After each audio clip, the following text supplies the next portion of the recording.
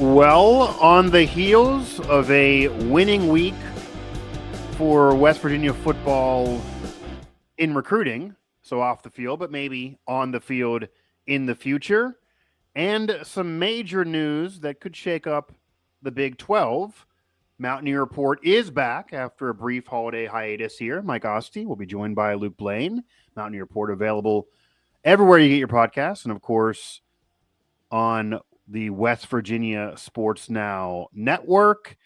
And Luke, we were going to start with the big week for Rich Rodriguez and his staff, but we are going to start with the headline news of the night as we were recording this live on Friday night when Penn State's coaching search finally comes to an end.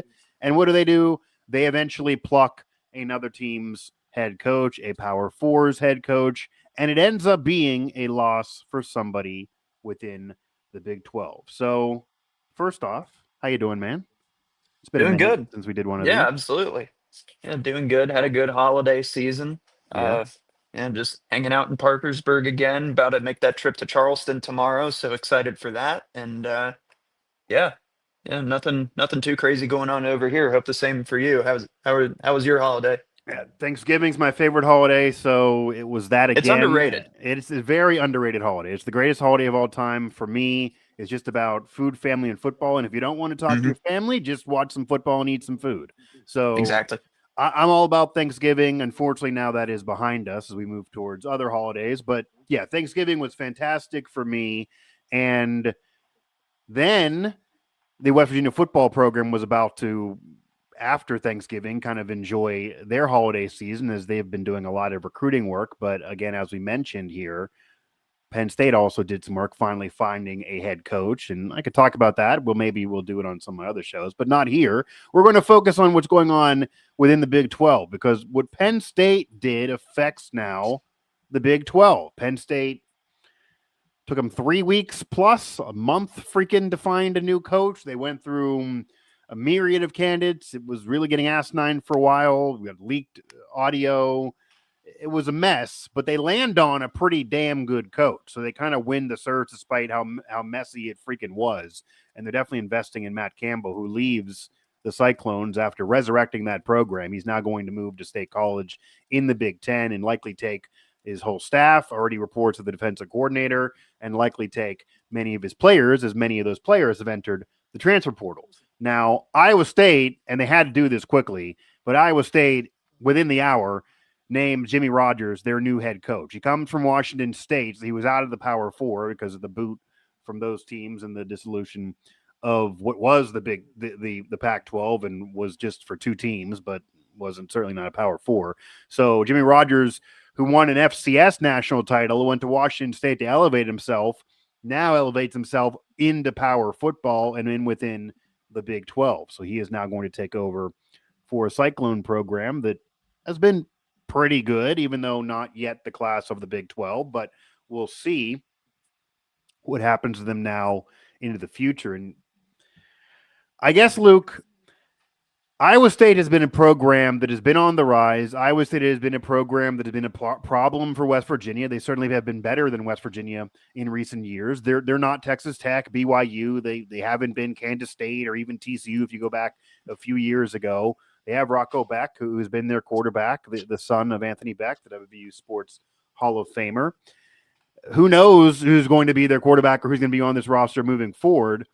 But what do you think the departure of Matt Campbell and now the hiring of Jimmy Rogers does for Iowa State, and how does that affect the Big 12? Because this has been a contending team, even if not within that top two or three, that now loses the guy that made this program what it is now. And for a century prior to Matt Campbell, Iowa State was a joke. And they haven't been, but will they be in the future? I guess is the concern now of Cyclone fans. Well, I think that's one of the big problems with this, right? Is we really don't know how fit Jimmy Rogers is to handle the P4 level, just because, last year was his first, and I mean, it's not even P4, but Washington Right. State's in Yeah. conference purgatory right now with Yeah. everything that's gone on with the Pac-12. But Yeah. 2 years at South Dakota State, which is, an FCS powerhouse, absolutely don't want to take anything away from that.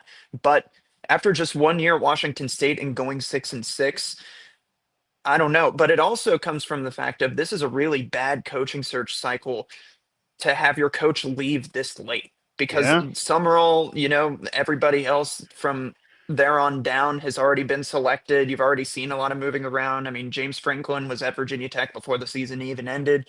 So Yeah. it's not like Yeah.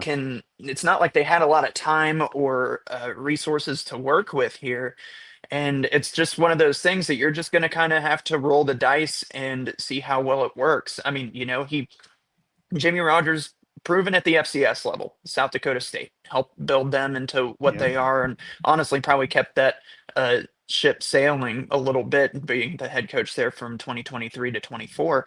Yeah. But it's still very, very yet to tell. It's not like you're getting one of these, a G6 coach who's led his team to the conference championship. It's like, no, it's the Washington State head coach who, granted undefeated in the Pac-12 this year, but was 1-0. So, I mean, they beat Oregon State. Right. So, Right. right. So, coming off a 6-6 record, I don't know, maybe he'll have some players who follow him, but I guess we're just going to have to throw him into the fire right now to see how well he can handle the P4 level of football.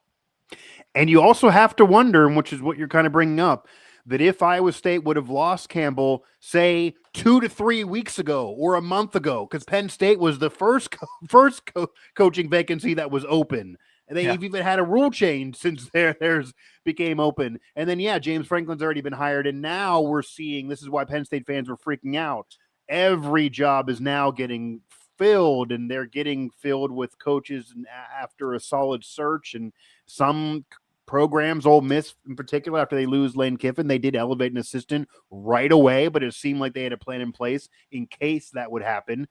You'd have to imagine Iowa State was aware of Matt Campbell leaving, and he tipped them off to this at least a few days ago once the reports nationally were started circulating. I know it didn't get officialized until tonight here, Friday night, as we're recording this live. And, if you're listening to this in podcast form later, but you imagine he tipped them off prior, at least a couple days, but certainly not weeks, because they were talking to other candidates. They were interviewing other candidates. They were discussing other candidates. They were about to maybe make an offer to other candidates. There were other candidates that they clearly wanted. I mean, Pat Kraft kind of fell backwards into this one here. They had a search that was messed up, and they managed to screw it up and yet land on a really solid hire in Matt Campbell nonetheless. And I even saw a report that they thought of him initially, but there was some confusion on how to get in touch with him and all of that. So if that's true, that would have helped Iowa State. But the point of it is, because it's so late, Iowa State did not have their pick of the litter. Now, obviously, they wouldn't No. have the pick of the litter in general. It's not like it would be the best open job. But to be fair, based on what Matt Campbell's done at Iowa State, if you were going to rank Iowa State out of all the jobs that have been open, including some of the G5 jobs through the last month, they wouldn't have been last. Like, they would have been at least able to do somewhat of a search here, and maybe Jimmy Rogers will be fine. Obviously, winning at the FCS level is nice, but it doesn't not guarantee to translate. And then, 500 ball to get in a bowl game in Washington State when there's basically no resources there. There's no TV deal. They're not in a conference. It's just a complete catastrophe. That's not bad at all. Like, that's not good for most programs in the power level, but that's not bad there based on what they were dealing with. So maybe that's what Iowa State's banking on. I was always assuming, once I kind of figured this is going to be Matt Campbell at Penn State, that they would just have to elevate an assistant too, kind of like Ole Miss, that, okay, we lose our coach. It's late in the cycle. We can't do a 3-week-long search. So we just elevate somebody. They hire someone from the outside and kind of, they get him out of purgatory and bring him into power ball. I'm sure Jimmy Rogers told him yes before they could even finish the sentence. To get me out of Washington State, any power program, I'm sure he would have been thrilled to get that job. But you would have to wonder what type of search Washington or Iowa State could have been able to do if they knew this weeks ago, and Penn State just maybe hired Matt Campbell when this job was open, and probably that when they should have hired him in the first place. The only addition I will add to it, though, and maybe this is part of the problem for Iowa State, and this is how you get glass half empty if you're an Iowa State fan for the future, they also lost their main NIL guy a couple days ago. So they're in some disarray here with the roster, the coaching staff, uncertainty on even the head coach now, and then when they rebuild and get new players, how are they funding that? Who's leading the charge there financially? I mean, I texted somebody within the WVU program about this, even when it was looking like it was going to be Campbell last night, and I literally said to them, "Isn't this bizarre that within 3 days, Iowa State, that's been a much better program the last 5 years than West Virginia, all of a sudden looks like their future is bleak and West Virginia's is brighter." I mean, Yeah. right now, if you're talking about the next 2 or 3 years, it looks like the Mountaineers have a brighter future than Iowa State, and that wasn't the case before. So I think Iowa State right now is on watch that this could be back to what it was. And hey, that opens up the door for West Virginia. Luke Blain, Mike Asti here, Mountaineer Report, West Virginia Sports Now. Again, Iowa State loses their head coach as Matt Campbell goes to Penn State, and that does shake things up for the conference. And again, it would have been interesting if they could do a search, but they couldn't. But that will segue us in now to talk some West Virginia football. We do cover West Virginia, so now back to the program that we cover and how maybe this could affect the Mountaineers, who are coming off of a 2026 class right now that looks to be one of the best in recent memory and still is being built. They're signing players as recently as tonight. They're not done. It's going to be almost 50 players just off the 2026 recruiting cycle of high school and JUCO alone. They'll then go into the transfer portal and maybe even sign some more on the signing period in February. So as we fully unpack this, Luke, and we talked about this before the Thanksgiving holiday about what we were expecting from this class just off the commits. And at that point, it was already a top 25 ranked class. It's there now. They have multiple 4 stars. More could be coming. There are some services and national recruiting services that actually say they have 3 or 4 4-stars, even though most say they only have 2. They got the surprise flip of Matt Sieg, who it looked like he was always going to either Notre Dame, Virginia Tech, or Pitt. That was kind of the order. It seems like Notre Dame kind of pulled away. Virginia Tech didn't guarantee anything to him, and it appears West Virginia outbid Pitt, despite his family wanting him to be close to home. He's only going to travel 45 minutes south from Fort Cherry, Pennsylvania, and come to Morgantown and play for the Mountaineers. Your overlying thoughts on it's impossible, even for the most cynical Mountaineer fan, to not say that Rich Rodriguez's first true high school recruiting class was not a big success. Yeah, well, I think it's, what I did like about this one was I think they pretty much nailed it on the offensive line with Jonas Muya and Kevin Brown. I think those were 2 Yeah. really good signings to kind of solidify yourself at the tackle position moving forward on both sides. I Yeah. think is big, assuming, they play up to their name and their rating, but I did like the Matt Sieg flip, but a whole lot of 3 stars, things like that. That's where WVU's kind of getting their higher rating, and I think I don't want to say quantity over quality, but there is a Yeah. whole lot of players a part of this WVU recruiting class, and if you can coach them well, if you can get them into the system, if you find guys who can come Yeah. in and do what they're coached to do, then this could work out. Absolutely could. And I think just getting I feel like Rich Rod's particular way of coaching is good for these guys who want to come in early and then earn their way up. I think Right. that hard edge mentality, or however you want to put it, just the way he runs a program is still a little bit old school. So this is, I mean, if he finds the guys that he wants, and looks like he's really going well about the skill positions. There's some defensive backs in there, some wide receivers, some slot guys. Is I think Sieg is a 2-way player, right? Is that?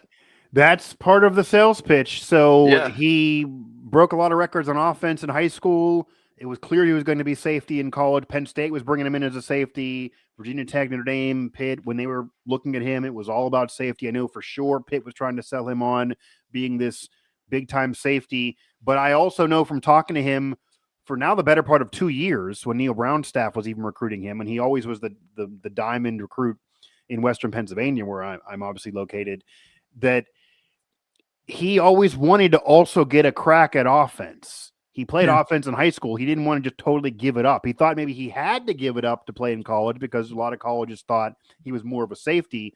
But Rich Rodriguez even said on Tuesday at his post-signing day press conference or Wednesday that he knows Matt C can be a great safety, but he also thinks he can be a productive player on offense too.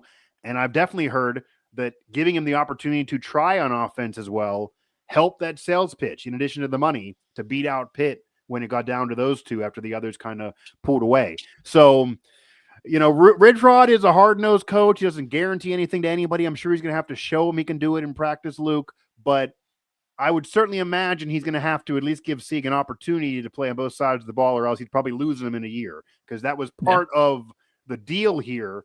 And this could kind of maybe be what Rodney Gallagher maybe was thought to be and actually have it happen. Because I love Rodney Gallagher, but that really didn't live up to the hype, certainly on both sides of the ball.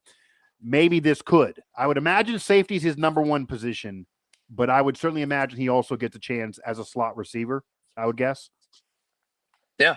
So, I mean, there's some good foundational pieces there. You have a good skill position player, and then your two offensive linemen, you know, and there's obviously more guys on the interior there as well.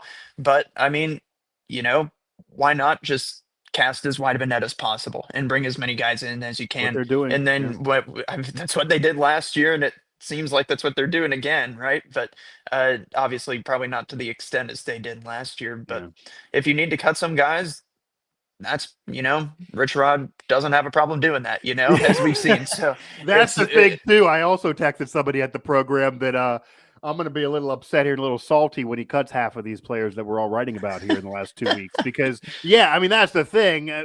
It's kind of similar to just casting the wide net as last year, but it's a little different in the fact that he's casting the wide net for high school players and even JUCO players that he's looking to develop and cultivate, and then you have to keep them if they're good and try to resign them.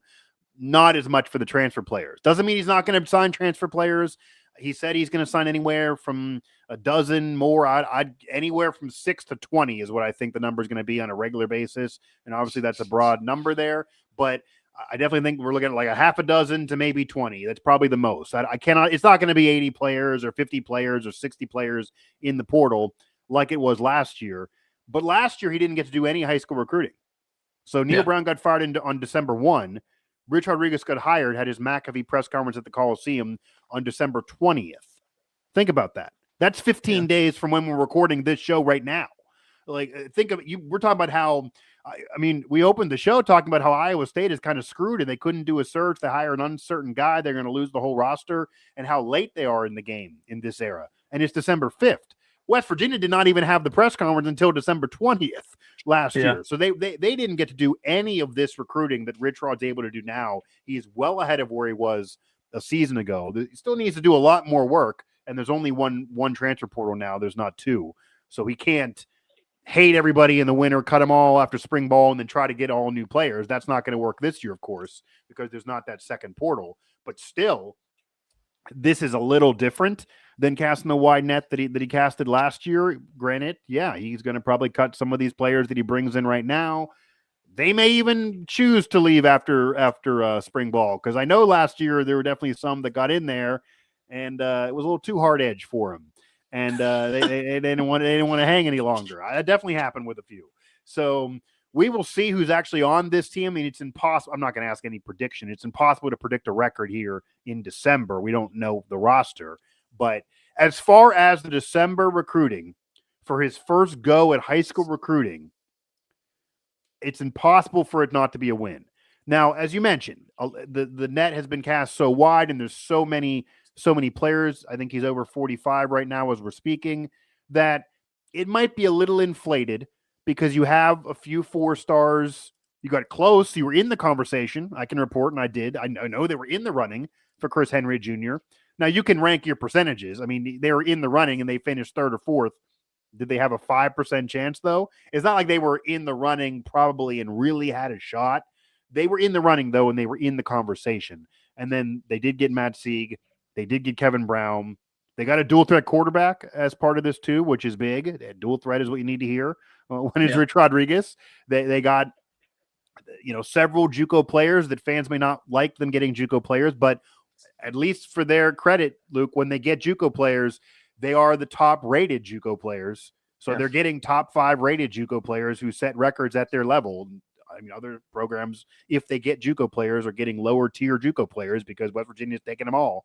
So they're just building up a group of players to then try to evaluate in the spring. And they got some solid other players as well on the D line, on the offensive line. You mentioned that as well, that being a big deal. A lot of defensive backs, linebackers even. So they're hitting the positions they need to hit, even wide receivers too, even though they didn't get Chris Henry Jr. So they did kind of what they had to do in this recruiting cycle. Does not guarantee they're going to win 7-8 games. Does not guarantee they're going to contend in the Big 12, despite Rich Rod saying that. But I don't know how this class could have been better, I guess. I mean, the West Virginia program is normally a program that recruits in the top 40 in the country, whether it's Rich Rod, Don Nalen, Dana Holgerson, or Neil Brown. They don't get 5 stars. They maybe have, maybe can sprinkle in some 4 stars. Of course, Neil Brown even got Rodney Gallagher. That was a 4-star. They don't always pan out, of course. Some of the best players in program history on the best teams were a nothing star or a 3 or below. So you never know, and you got to rely on the coaching staff to develop them. But with star ratings overrated and recruiting services sometimes not telling you what's actually going to happen on the field, it's hard to say that so far it's not been a success. Again, Luke Blain, Mike Asti here, Mountaineer Report, talking the Big 12 coaching shakeup with Matt Campbell leaving Iowa State and West Virginia football recruiting and the winning week it's been for the Mountaineers off the field in recruiting. Before we fully get more into maybe Chris Henry Jr., because I want to touch more on that, even though they did not win him over and did not bring him in. What do you think pulling Matt Sieg says about the program and the future of this program, and kind of what Ren Baker's saying and Rich Rod's been saying? Maybe they'll even connect the dots here, even being in the running for Chris Henry Jr. They didn't get him, but being in the running. And the financial number that I did hear from some sources was they were going to offer him a financial investment they've never offered any player at any sport ever I mean, it would have been outrageous. Ohio State and Oregon are probably still paying way more than that. But the fact that they're willing to throw that number at Chris Henry Jr., even to throw the number at him, because if he says yes, you got to be paying it. And they were able to outbid Pitt, even though Pitt has their own financial issues, but that is a direct rival. You are a similar spot to them in recruiting, and you outbid them. What does that tell you about the future of this program? They're coming off a 4-8 season. Everyone's been very, very down on the program, and they just had a 6-year stretch under Neil Brown where they were never ranked in the AP poll. And an NIL bank that Neil Brown said was only $3.5 million, and Texas Tech just spent 20 plus. But I don't know how else to see a tea leaf that this means there's got to be more money to be doing this. Yeah. Yeah, I was about to say, well, I think having that money gives you more room to swing for the fences when it comes to these recruits, right? Yeah. I mean, absolutely. Like, Neil Brown wasn't bringing these guys in like whenever in year 2, right? So I think we're looking at a major roster turnaround because, like, with this past season, that was the main problem, the roster. And then injuries just whittled down the roster even more. You just had to throw together whatever kind of a team you could going into the season. Like you said, didn't have time to do that high school recruiting. So now really have the opportunity for Rich Rod to put the money where his mouth is, quite literally in this case, where it's, all right, year 1, okay, don't have the time to go about. You don't have the time to take your time, really, when it comes to turning this team around. So it really does, to me, show that they are investing in this football team, and they are investing in the very near future for this team to make an attempt at being a contender for the Big 12 championship. Because that has been, the message this whole time, is that at this time next year, there needs to be talks about WVU being in line to be playing in Dallas, right? That's where the Big 12 championship is, Dallas, correct? So that if that's the conversation, they really are backing it up with making sure this team has the resources to go about it. And wherever that's coming, whether it's, Ken Kendrick, the Pat McAfee show, wherever, I mean, they are getting investors into this team. Right. Yeah, Dallas, I mean, it's at Jerry World, but you could argue Arlington, Texas, I guess officially. Oh yeah. But yeah, it's the home of the Cowboys, and that's where they want to be for sure. And they didn't get there during the Neil Brown tenure. They didn't get there even during the Dana Holgorsen tenure, coming off of even winning the Orange Bowl. Obviously, it was a different Big 12 then, though, of course. You had Texas and Oklahoma Yeah. there. It was not this era of football at all, but still they didn't get there then. The program has won 15 conference titles, and that's not arguing claims. That's a fact. They want to win one, though, in the Big 12. That would be a big deal and arguably the best of any conference title that has been won within Mountaineer athletics, certainly the football program. And when you look at Iowa State taking a step back, you look at the rest of the conference, it certainly looks like this year the Big 12 has taken a step forward in their competition against the ACC. It's never going to be the Big 10 and the SEC, but it's in the ACC. I mean, they have a 7-5 team, for crying out loud, competing for their conference title. As much, you're talking about a mess, as much as the mess that is. The way these games are going, the ACC might not have anybody in the postseason. The ACC, yeah, they're going to get shut out of the playoff, which was the conversation for the Big 12 last year. Did they deserve anybody? That didn't end up screwing them. This year, it could end up happening to the ACC, and with Clemson being down, Florida State being down, and Miami being good, but not guaranteed to the playoff at all because they're not even in the ACC title game, that the ACC is taking a hit, whereas the Big 12 is now seeing some of their major programs that they want to be good, the Texas Techs, the BYUs of the world, starting to win. They're playing in the Big 12 title game. But another program that I'm sure the Big 12 would prefer to be good is West Virginia. West Virginia is the winningest program in the conference. It has a rabid fan base. It's on national TV all the time. McAfee offers all that promotion.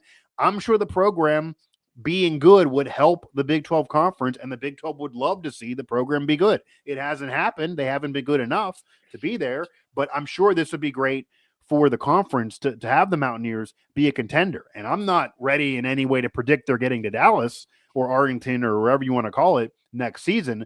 But again, I don't know what else Rich Rod could have done in terms of the 2026 class, in terms of this high school recruiting. I don't see how it could have really been better unless you bring in Chris Henry Jr. I mean, that really would be the only way. I definitely think the fact that they were even in the running, yeah, he's a legacy, but that doesn't mean anything these days, is incredible. Even if they finish third and not second, that is insane. And that's been confirmed by him and even McAfee. People don't want to believe it, but it's just the case. And then getting Sieg, I mean, those additions even more, because Kevin Brown, we've talked about it. Kevin Brown was great, but that could have been argued as an isolated incident if it just was one offensive lineman with a dad that played for Rich Rod, and then everybody else was 3-star or below, and nothing that was on national, on any national headline. We even said like that would be good, but that would show that it's just an isolated incident. Don't schedule a parade.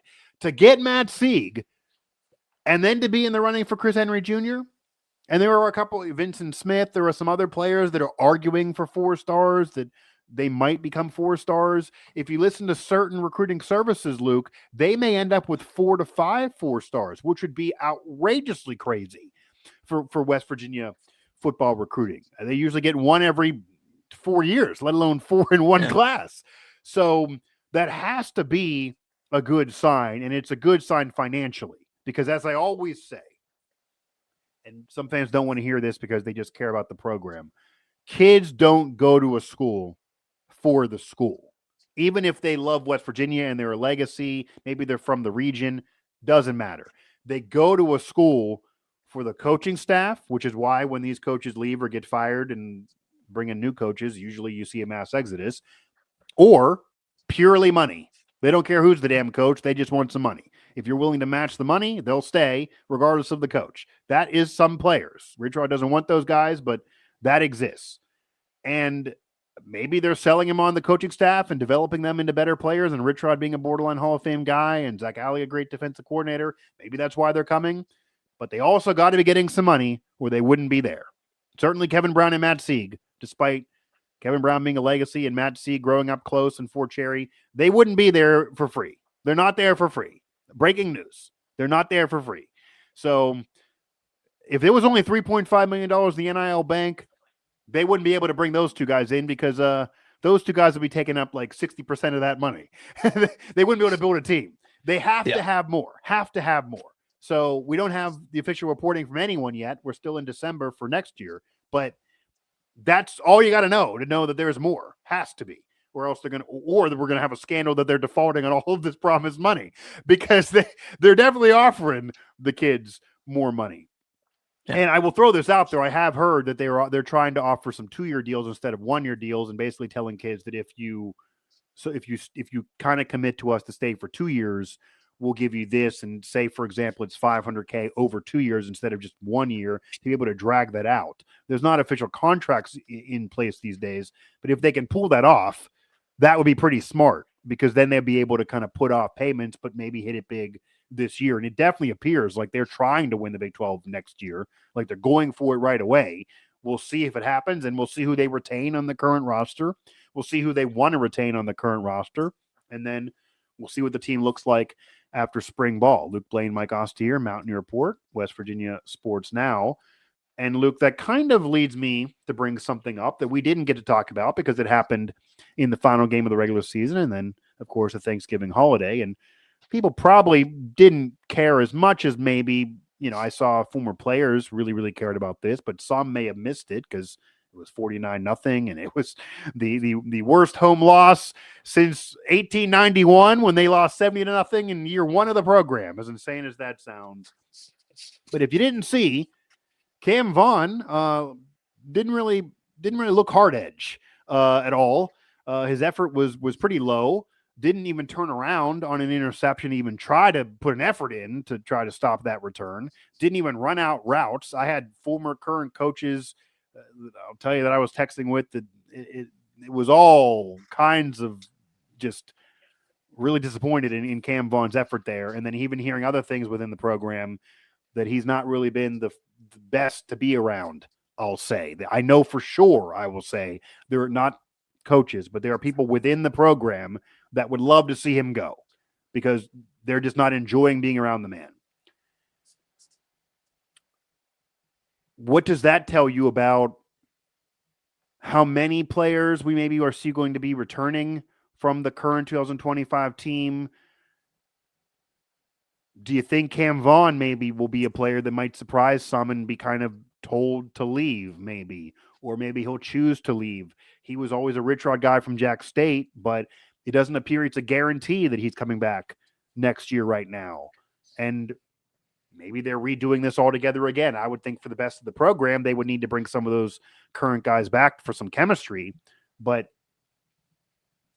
what do you make of the Cam Vaughn rumor mill and that conversation that's been going on the last week and a half for fans and the possibility that he's not back? Yeah, well, I saw the clip of him not turning around on the interception was shared several times, so I did Yeah. see that part of the game. I didn't look at it close enough to see him to be able to comment on his route running or anything like that. And obviously, Yeah. I'm not in the locker room. I can't tell, I can't really, vouch too much for what's going on there. But assuming that is true, just to say, Right. I'll speak hypothetically here. You'd have to imagine that Rich Rod has a problem with that.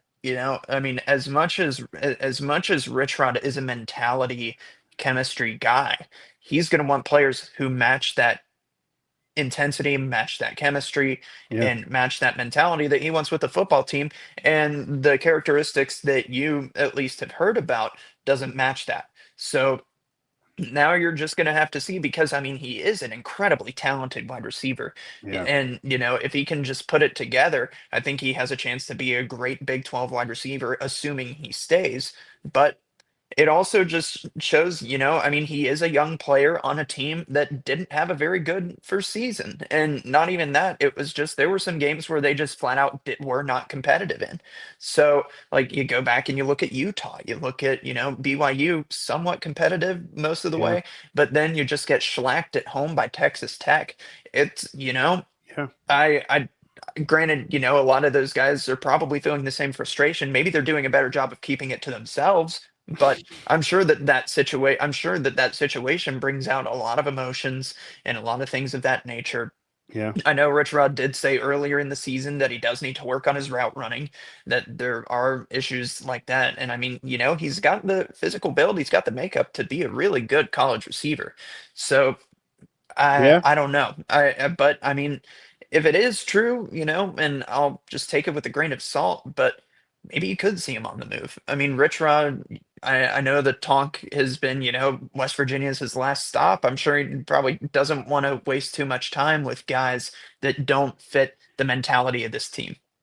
I think the mentality of the team and building the culture is very, very important to Rich Rod. I mean, people are going to see and hear, oh, this is a very talented player. He's arguably one of the most talented players from the 2025 team. And for a while, Luke, he was the one player fans were loving watching, even when they were getting blown out. He was at Yeah. least entertaining because he would at least have a chance in 50-50 balls. There was a while where people were joking that, and we talked about this in the press box, the best offensive play for the team, just chuck it deep to Cam Vaughn and see what happens. You might get a pass interference in your favor, or he'll catch it, or maybe it's a pick, but two of those three are actually in your favor. Try that.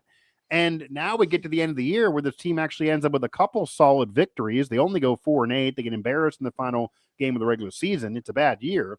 But even when the offense starts to pick it up under Scotty Fox and looks better in the last weeks of the season, he doesn't actually do that much more. If you've noticed, even before this drama, Scotty Fox was getting better. The offense was getting better. Cam Vaughn was the leading receiver, but he wasn't doing anything more. And it was still, he'd have 2 or 3 catches, but he would have 7 or 8 targets and only bring in 2 or 3 balls. And that's what Rich Rod was even alluding to that you mentioned there in the middle of the season. And I asked him the question because we talked about it even here. How do you unlock Cam Vaughn more to try to spark plug this offense, even before Scotty Fox was there? And Rich Rod's response was what you were saying. It's not up to us to unlock him. He's not, he's not a perfect player. He's messing up on routes. He's doing this, and this wrong. I thought it was kind of odd at the time that he kind of was so open negatively about a player. Because one of the first things Rich Rodriguez told us in the media when he came back is, I'm a little different man than I was. The one thing I'm always going to do, no matter how good or bad we are, is I'm not going to throw my players under the bus to you guys. Don't even try to bring that out of me, or we're going to have a contentious relationship. And then he does it on his own, and I wasn't trying to bring it out of him. So, again, I'm not in there. I'm not having lunch with the man. I'm just saying what I've heard from people maybe that are. However, when you see Rich Rod outwardly offering his critiques of a player, then you see the clip of him not turning around on the pick. Then you watch the game again and see that he's not really running those routes out. Then I have coaches telling me the same thing because obviously their eye is better than mine. And then you have fans totally out on Cam Vaughn. Again, I wouldn't be shocked if he's not back next year. Now, from a strictly football perspective, they didn't bring in Chris Henry Jr.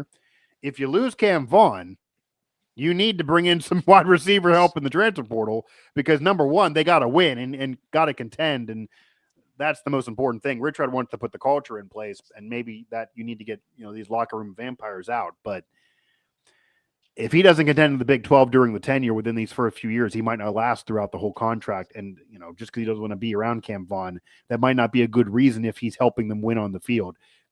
Can they replace him is the biggest question on the field. That would be a major question. And if they're parting ways with him and if they feel they can bring somebody else in that is at least him or better. And they need more than one receiver, obviously. That was a problem last year that they just had one guy. And then if he's double covered, they couldn't really move the ball. Yeah, I think that is the biggest question is, that was the thing that came into my head whenever hearing about, fans being like, yeah, get him out of here, want somebody who will turn around on the interception. Right. It's like, well, who else right now? I mean, I think is Jaden Bray still in the process of trying to get the waiver for another year? Is that happening, or I can't? So that's I remember as far as I hearing know, it was that's happening. as far as I know, that's a possibility, but it's not definitely occurring. And Yeah, the same thing so with on a different note to bring that up, Jeff Weimer maybe could come back again and have another year of availability because he had JUCO time in his career. So that yeah. hasn't been finalized yet. And he did say that he's interested, but he doesn't know what that's going, what the resolution is going to be. So if that opens up and the JUCO players win that case, he then can come back. But Yeah. I mean, if that's the case, you're going to have to rely, if assuming, if the transfer portal could totally change the outlook of the offense, Right. depending on who they get. But you didn't have anybody who had the burners like Cam Vaughn. You didn't have somebody who could just run a Yeah. straight line and get open like Cam Vaughn. Yeah. So that's what you're looking at there. But also with how much that Rich Rod likes to run the ball in this offense, and you'll have some guys healthy again next year. I mean, you can't forget about Ty Edwards, and assuming Jaheim White still sticks around, Yeah. you have to imagine that the running game is going to be even more poised for success, especially with the changes that they're making to the offensive line. And maybe they'll be able to have some of those short routes open up. But Cam Vaughn was one of the better guys on the team who could get the ball in the flat and make a guy miss and go get an extra 7, 8 yards. You're just kind of weighing the pros and cons of keeping him versus not keeping him at that point. And we're just going to have to see which way they go and what the offense looks like ahead of next season. Yeah, and Cam Vaughn had 35 receptions, 541 yards, 4 touchdowns, an average of 15.5 per. All numbers down from what he did at Jacksonville State. 48 catches, 803 yards, 16.7 on an average, and 5 touchdowns with a 75-yarder as his longest, only a 46-yarder being his longest catch as a Mountaineer. Now, again, to be fair, obviously that is Conference USA versus the Big 12, but a noticeable dip for him, and he still was by far the number one receiver for the Mountaineers, and he certainly has eligibility left. And you would imagine that even if you're going to progress with Scotty Fox, or say you bring in a veteran quarterback, which I still believe they're going to do, and Richard kind of alluded that they're going to do that. Number one, that's money they're going to have to spend in the portal. So if you lose Cam Vaughn, you got to then spend more money to bring in a wide receiver. Now, they didn't get Chris Henry Jr., so you would imagine that any of the money they're going to offer Chris Henry Jr., they still got available. They didn't spend it. They didn't give it to him. So that should be there for the portal and for other guys. And maybe you need to replace Cam Vaughn. I think the issue is Cam Vaughn might not be a Chris Henry Jr. type or a Marvin Harrison Jr. type when he was at Ohio State to go ahead and win a conference title or beyond. He might not be that level guy, but if you're going to win a conference championship, you're probably better suited to have somebody else come in to be that guy and have him still be there. Have multiple receivers who are game breakers. But the guys who maybe could stay, the Jeff Weimer, if he gets eligibility to stay, the Jane Bray, a veteran, even if he can come back and do one more year because of the injuries, or even Ronnie Gallagher coming back, and Preston Fox obviously is now done. They're either slot guys or they're just not the game breakers of Cam Vaughn. So you mentioned it. A burner that can go down the sideline, win a 50-50 ball, and beat the defender down there and take the top off the defense. The only guy on the roster right now is Cam Vaughn. And even if you look to the recruits, maybe some are fast. None of them are like Cam Vaughn exactly. And they're freshmen. Cam Vaughn has been in the system. He's been with Rich Rod for multiple years. It's almost like someone needs to get to Cam Vaughn and say, man, you're really screwing this up. Like, you're the guy that should be getting better. Just stop doing the wrong thing that is clearly pissing off Rich Rod. And it would even be great for you to still be the number one on this team or be a receiver on this team. Because is he going to get another Power 4 opportunity if Rich Rod casts him off because he's a jerk? Like, I don't know, and doesn't run out route to turn around. Other coaches are seeing that too. Those numbers do not scream big money in the portal. And his big success was at Jack State. So what is his value on the open market? I think he needs to think about too. Is he going to be at a better spot than under Rich Rod in this offense? Is it his decision? We will find out if Rich Rod's pretty much in these exit meetings that happened over the weekend and are still going to finish out this weekend. Maybe they told him, look, man, we're not with you anymore. You need to leave. We haven't seen the announcement from him as we're recording this, but it would no longer shock me. And I think before the Texas Tech game, I kind of always assumed he'd be somebody that would come back. He's a Rich Rod guy. He's still young. He's the best player on the team. At least he was for a while. But you see that film, and then you start asking people what's really been going on. Is this isolated or what's been going on? And you get a lot of, this is the same. This is what's been going on. He's not really a hard edge guy. Look at other film. He does this all the time. You remember what Rich Rod said. He doesn't always bring the ball in. The targets are there, but the catches are less. Is he running out routes on a regular basis? You get into all of that. And then maybe you think, oh, maybe Cam Vaughn's not going to be back. we will see. That'll certainly change things of the dynamic of this roster overall, despite the recruiting success. Luke Blain, Mike Asti here, Mountaineer Report, West Virginia Sports Now. And I guess we will pivot into now. Mentioned you're going to go back to Charleston to cover West Virginia in a game they kind of need to win because they need to start picking up some quality victories here for the metrics. They're a winning team. They now are at full strength, but the net rankings aren't impressed. Ken Palm's a little more impressed, but not that impressed. And the Pitt win, despite destroying them, doesn't look that great. And I actually even said to a mutual friend of ours, we both appear on Alex Wiederspiel's show, that because the Pitt win is no longer heralded as a quality win, and Pitt is worse off in the metrics, and Pitt beat Ohio State, that game in Cleveland against Ohio State has now become a must win. But before that, you also got to get a quality win to get a couple of them before Big 12 play. A lot of pressure now on this remaining December schedule before 2026. Where are you on the prospects of this team and the possibility of making the NCAA tournament before you get into Big 12 play, based on where they are now in the metrics, based on what you've seen from this team, and based on these games coming up? Because now the committee is basically saying they have 0 quality wins despite a handful of victories overall.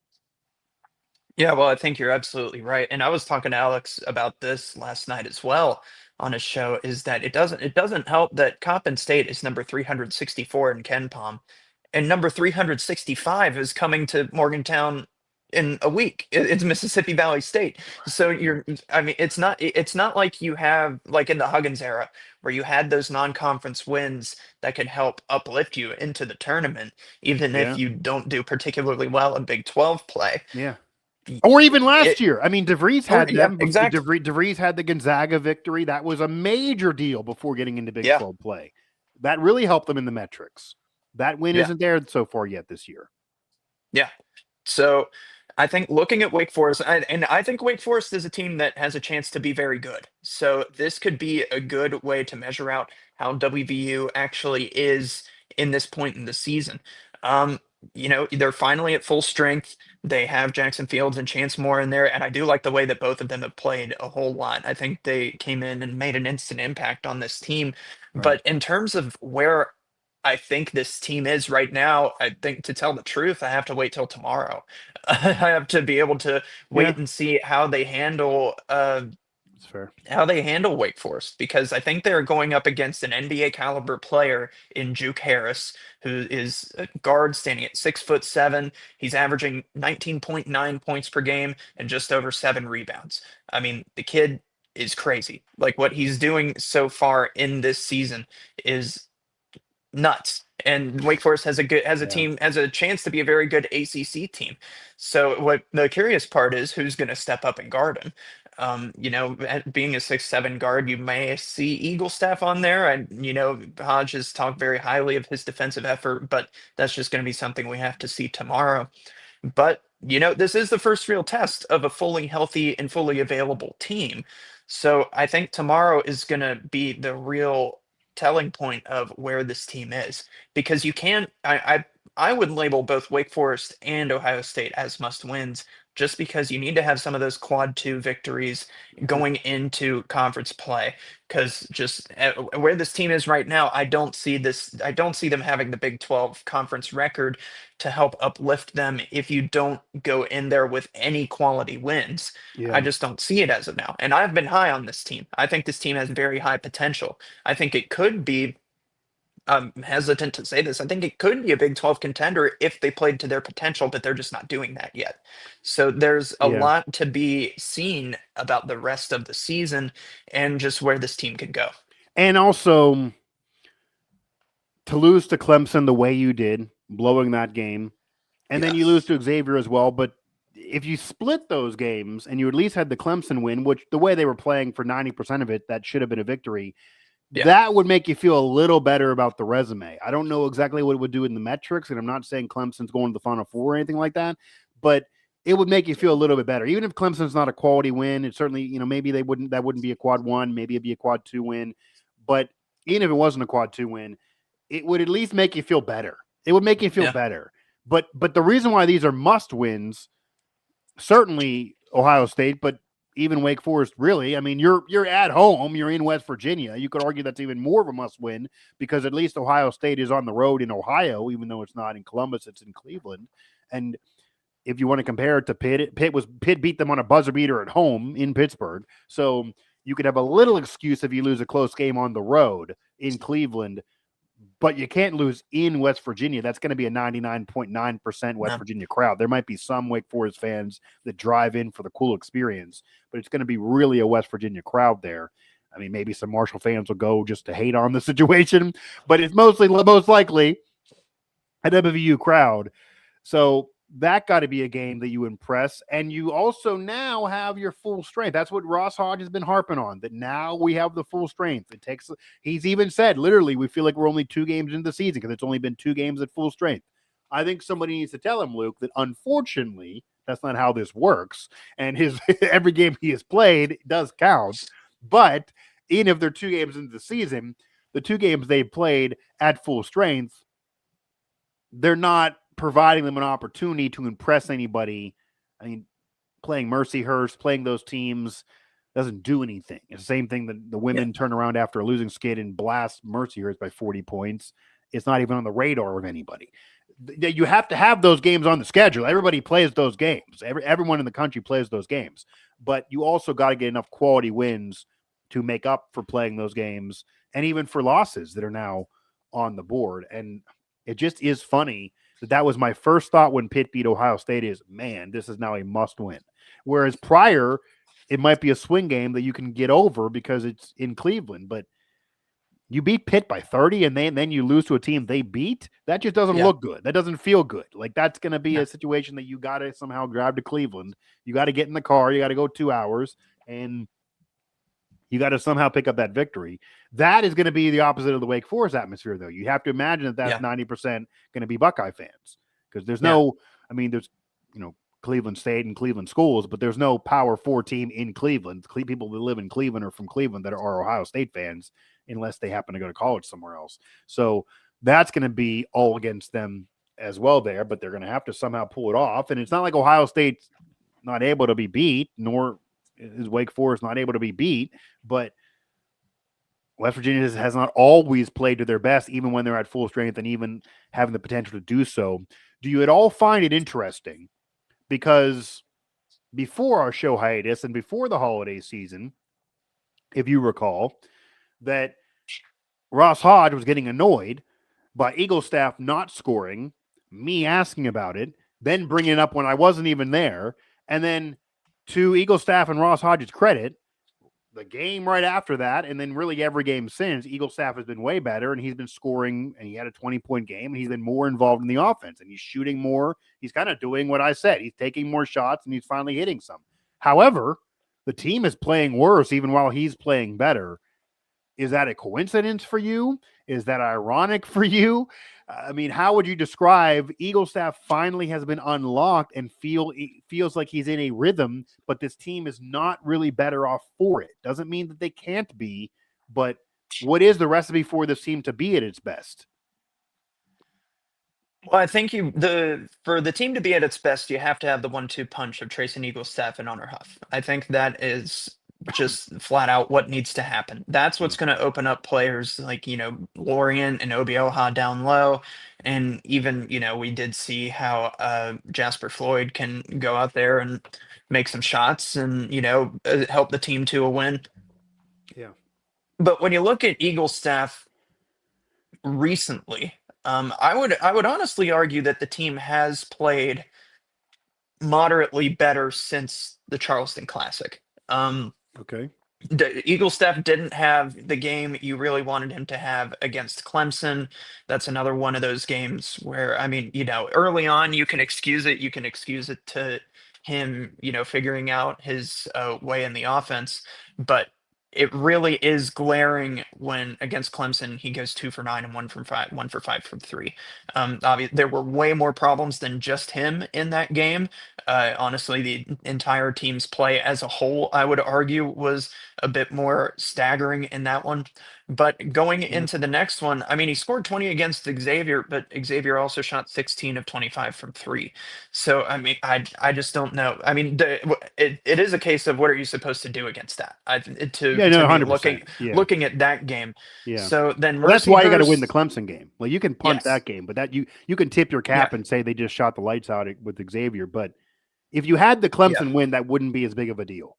Exactly. And then, well, then you're not even playing Well, Xavier then if you beat you're Clemson. technically not So it's playing them. Yeah, also like, that's also fair. Yeah. yeah. Yeah. And honestly, if they could have carried that momentum, I could have seen them beating Georgia as well. I Right. mean, there was a real time at that, like, looking at the season where I did think that this team could go undefeated going into conference play.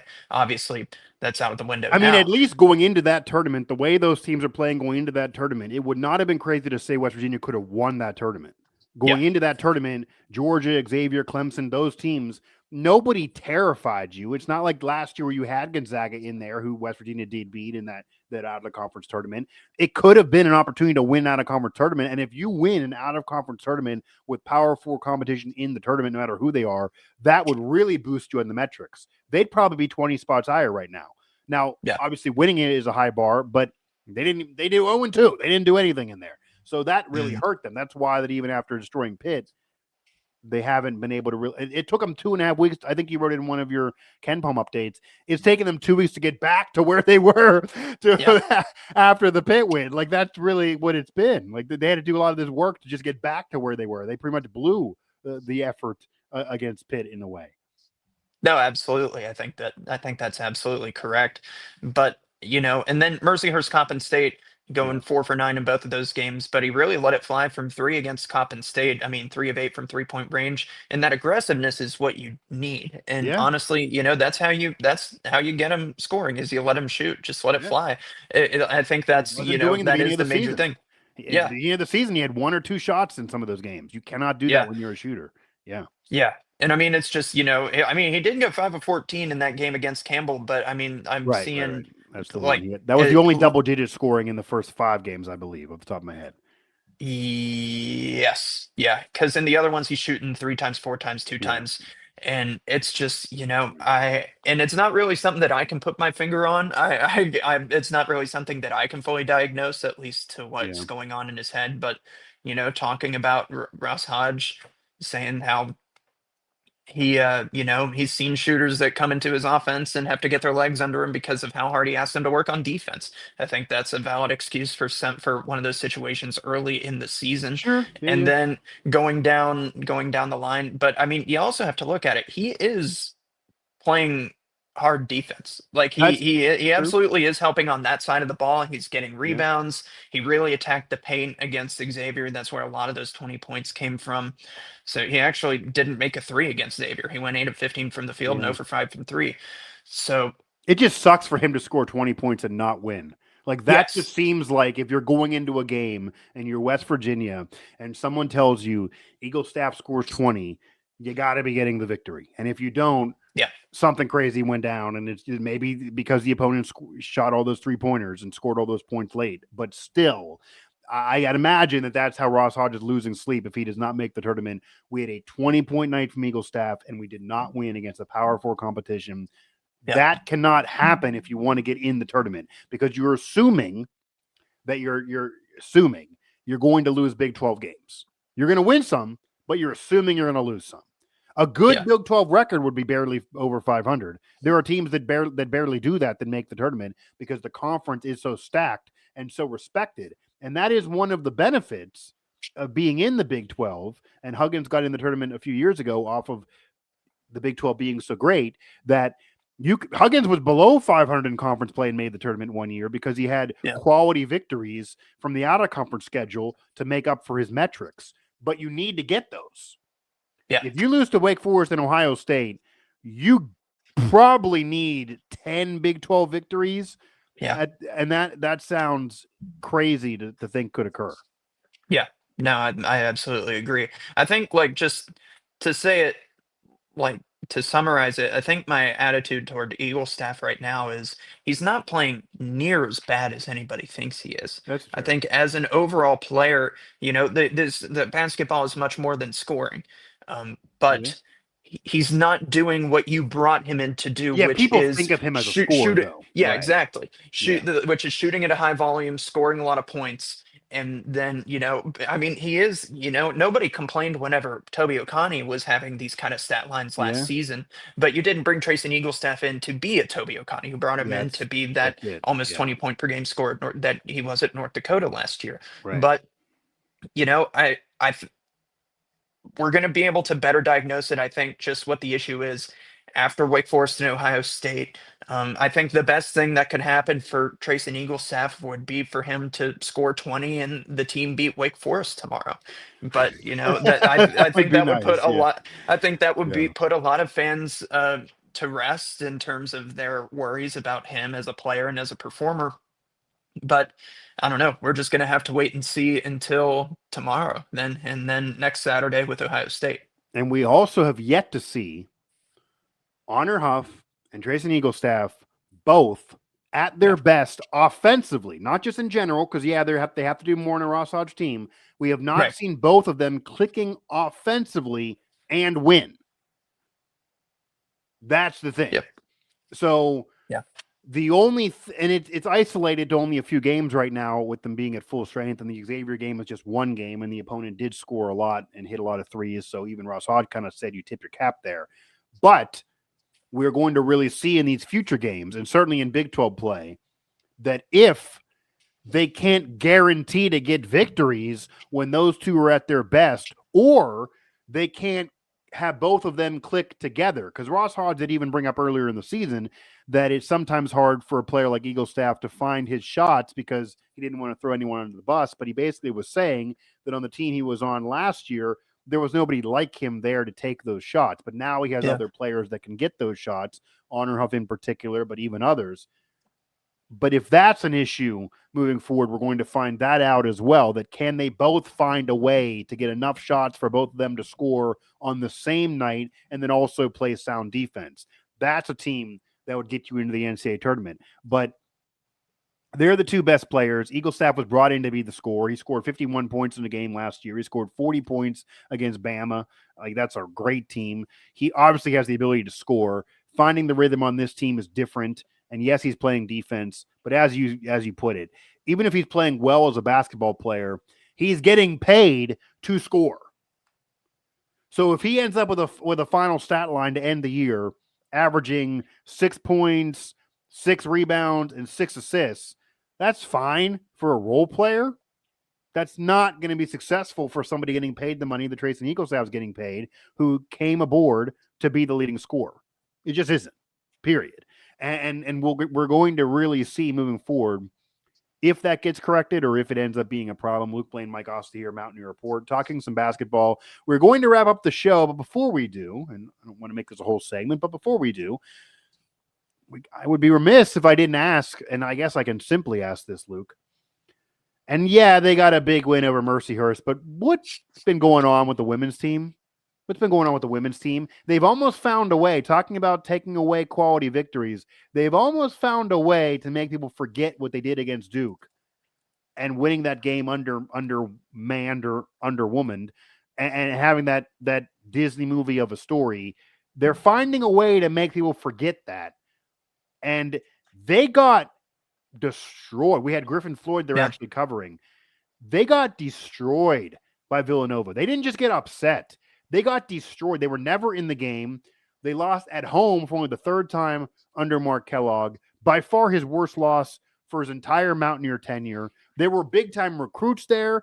Griffin Floyd told me they were serving shrimp scampi to recruits who watched them lose, what was it, 35-40? I mean, they got blasted in that game. How the hell does that happen? And what is going on with this team? Because even before that, they were starting to show signs of weaknesses there. It's making people start to argue the Duke win was a weird Disney movie and an aberration, and this team is really not that great. Yeah, it's a great question. It really is. I can't, I'm trying to look down the They line. don't deserve to be ranked anymore for sure. They certainly don't deserve a ranking. They won the rebounding battle. I'm really just I'm also at a loss. They didn't take very many shots from outside. They only took 10. The Villanova went 8 for 20 from beyond the arc, so I think you could probably point to that a little bit. Lack of opportunities from outside. 81-59. 81-59. 81-59. I mean, I have to tell the truth and say They I did the didn't get same the thing. chance. They had the same thing happen to them that they did to Mercyhurst. Yeah. I mean, that shouldn't be happening to them against another power opponent. Yeah. And they lost to Ohio State before that, even though that was a close game. But they were lucky to still be ranked when they went into that Villanova game. And they got exposed and they played awful. And there's no way they're ranked now. No. They won't be ranked after this one for sure. Yeah. I mean, Villanova is a team that's had a solid season up to that point. I think they were 5-2 going into that game. Sure. So it's not like it'll be really interesting to see what Villanova does the rest of the season. Yeah, root like hell for them if you're a Mountaineer fan, because they got. Oh yeah. They have to end up absolutely a tournament team, or that's going to look horrible. 100%. Yeah. I mean, WVU failed to score 20 in any of the quarters. So I think like scoring definitely a problem. I mean, well, if you're losing, scoring's absolutely a problem. I don't want to be redundant, but it's also, I mean, how many players do they have who can have that high scoring volume like JJ Quinterly used to have? I'm not trying to call any of them into question. Maybe they just haven't figured out who to have take what shots quite yet. But you do have Jordan Harrison still there. She can still be there, dish the ball. It's not like with the men's team where you have an entirely new roster. They still have plenty of depth pieces there. Yeah, and what you were even saying after the Duke game, that it kind of showed that they don't have a WNBA player, but they have a better overall group because they have more players that can get double digits in scoring. Now it looks like maybe they actually have a whole team of role players, and that's not that great. Like, you need somebody to carry the load if you have all the down night. It can't be all role players. And yeah, they beat Duke, but it looks like maybe they do have a team of all role players. Again, I could see getting upset, even if they lose to Villanova. That is a good team. I can see that. Griffin actually said before he went down to Morgantown, because he picked up a press pass from me, we talked about it. He actually thought that Villanova maybe could. I think he said they could be a sneaky team that maybe could upset him. But he even said probably not get the win in Morgantown, but make it close. He was expecting them to make it close, and nobody made it close because they won going away. That is what can't happen. That just cannot happen. And Mark Kellogg, I think I might even have texted you. He almost seemed like he wasn't angry enough after the game. And I am not saying he's not upset, but it almost seemed like it was just, he was almost at a loss before he could even get mad. Like, that should never happen, to lose that bad. Well, I think that's the natural response in a game like that, right? I think because I had a friend it was his first event coverage there, and he was, on that game, and he was texting me. He was like, "What is going on?" I mean, I can't, like, bad luck, and as somebody who didn't watch the game, truthfully, I wasn't able to have it on that night, but the best thing I can say is that it feels way out of character for the team to lose like that on their home court. Right. I mean, they had that crazy streak of home games that they had won. They went undefeated at home last year. So to come out and then just have that happen this season, I can't really put a finger on it as to why that can happen. Maybe it's a fluke, and maybe you get into Big 12 play and you don't have that bad of a performance against anybody else, and maybe this was just a bad night. I don't know. We don't really have the full sample size of games for the rest of the year to be able to say that. No, but what's coming up, though? I mean, how many quality wins are coming up? They have Texas Southern. They're going to destroy them, you would imagine. They have Georgia Tech. These are not ranked teams. Georgia Tech, even though they're powered, Texas A&M, who was down last year, Houston. Then you're getting into Big 12 play now. Houston, Kansas State.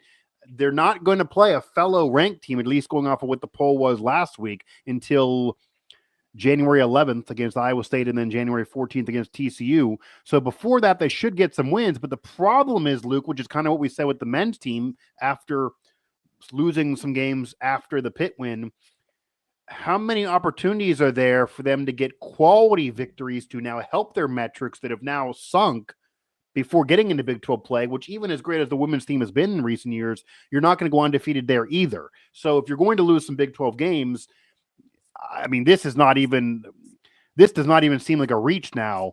The women's team has to go undefeated the rest of this month. Like, they got to run through the rest of this month you would imagine. At minimum, they got to win before getting into Big 12 play. And Big 12 play on the women's side does start on December 21st, so it is earlier than the men's. That does not start until January 1, I believe. But still, at the very least, you got to beat Georgia Tech, you got to beat Texas A&M, and you probably got to start winning some Big 12 games to make up for. It's not just a loss again. To lose the way you lost, if they end up with a seed line that they don't like, I don't want to hear anything now, because that's exactly how you can go to an 8 or a 9 or a 10 seed, assuming they're still a tournament team, of course. But, and I'm not saying they're going to go ahead and lose 6 in a row and not be a tournament team, but Right. we were talking on the last show, can they host? That Oh, yeah. seems Yeah. like that is out unless they get some top 10 victories. Yeah. Well, because you do have the Ohio State loss on a neutral court in Right. there, and that's a solid team. That's the thing. It's those backbreakers when it comes to seeding and things like that are Yeah. those losses against those teams that you're supposed to be neck and neck with, even a little bit ahead of. Yeah. And that hurt them a couple years ago whenever I think there were losses to Baylor. I know that they had that collapse there at the very end, and that's why you saw them getting a 9 seed and having to go to Yeah. Iowa. Even And last year, they were upset even about last seed year, wise, yeah. but they had some bad losses before the Big 12 Big 12 play, and then the Colorado game, and I mean, Exactly. Yeah, I they've mean, they had started out with losses, one even if you think the with committee's Colorado unfair to last them. season. Yeah, Yeah, like they started Big 12 play with a loss to Colorado, which never yeah, should have happened. So I don't know. You'd have to hope that this Big 12 schedule can favor them, which I think to a degree it does. But you get some. Uh, Oh yeah, you get some opportunities to play some of these better teams at home, and you can stack yeah, up some wins against the lower tier Big 12 teams because not all Big 12 women's teams are made the same. sure. Uh, not as much on the men's side, at least. So I don't know. You get 2 chances against TCU. I think I saw Cincinnati twice in there, and Cincinnati's not a particularly good women's basketball team. So I don't know. It Twice looks against like TCU is rough Utah though. That twice could as be well. 2 losses. I mean, that That could that be, is true. Right. yeah, I mean, you just have to look at it as you have 2 opportunities right. to Sure, they try are. to get a win there. And if you beat TCU twice, we're having a totally different conversation. Oh yeah, yeah. So I don't You'd know. have I to mean, imagine that if they're gonna that they would probably split them. But yes, if you yeah, win, that's what Mark Kellogg's telling his team. Hey, we have 2 opportunities. That you're like a coach. Like we have 2 opportunities here to get these staple wins. But there's the naysayer outlook of you play like this, you're going to lose both games. yeah, You maybe would rather have Cincinnati, those teams being your double up opponents, because at least they're likely victories. But this team needs to run through December. This team needs to get wins before Big 12 play. This team, honestly, Luke, too, as we round out the show, and it's not easy.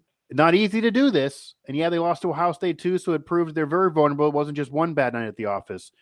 They need to not only get a win in Big 12 play and even against Georgia Tech and Texas A&M, they need, if they really want a solid seed line, they need an impressive outing and to dominate somebody on the power level. yeah, They're getting 30-point plus wins against Mercyhurst. They're going to, and I'm not saying 30, they're going to have to beat one of these other power teams by 20, one of those times, in order to get back to where they were in the eyes of the voters, in the eyes of the metrics. I feel like they're going to have Georgia Tech or A&M. If they can beat one of them by 20 or open up Big 12 play against Houston and those teams, beat one of them by 15 to 20, then I think you're in business. yeah. But if they're just Which I winning mean, those games by a basket, then you're in trouble. But they could do it. It's not unheard of for this team. They have the ability to do that. Yeah. yeah. I mean, and they did that last year against Texas A&M. They Right. they had a really great game against Texas A&M. They handled them Yeah. just about no problem. So I think that's definitely on the table there, and that would Yeah. be a way, so that looks better on the metrics. And Georgia Tech's been a pretty stable women's basketball program in recent years, honestly. So if you can beat them by a Yeah. comfortable deficit at home, that will also be. I mean, I think I am with you where I do think you really need to go the rest of the way in non-con undefeated, and then you're kind of like we talked, a little bit with the football team at the end of the season. Yeah. You're kind of having that roller coaster, that incline go up. going into conference play between Georgia Tech and Texas A&M, and then you have Houston at home and Kansas State, and you just kind of jump right into Big 12 play, having already had that kind of intense competition with P4 teams.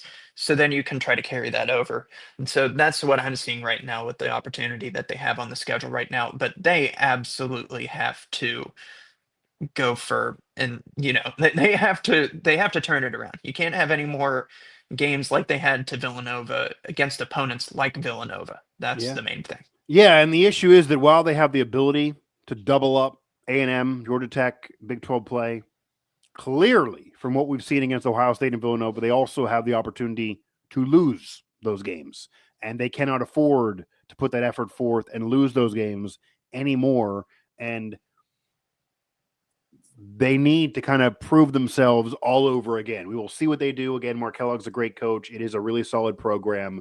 I think it was pretty surprising for everybody who was aware of what happened against Villanova. Again, it's not just that they lost, it is the way they lost, and that should never happen with that team, with a veteran group, with that coaching staff. That just should never happen. Again, you can get upset. You can't lose that way and then complain about a seed line later on. They need to somehow make up for it, and we will see if they do. Luke Blain, Mike Asti here. That'll do it for this edition of Mountaineer Report. Luke will have some coverage of the men's team back at work near him there at home in Charleston, and then onward and upward the rest of the calendar here in 2025 as we'll check into where the men's and women's teams stand. And maybe then it feels like it's not actually that far from now, especially when we're talking football recruiting, but maybe then the football team gets more into the offseason, they get into the winter portal, and then spring ball will start before you know it here. Not to move the calendar along too much, but there's reason for Mountaineer Nation to be happy this holiday season when it maybe didn't feel like that a couple months ago. So we'll see if that continues on as we continue on with this holiday season for Mountaineer Nation.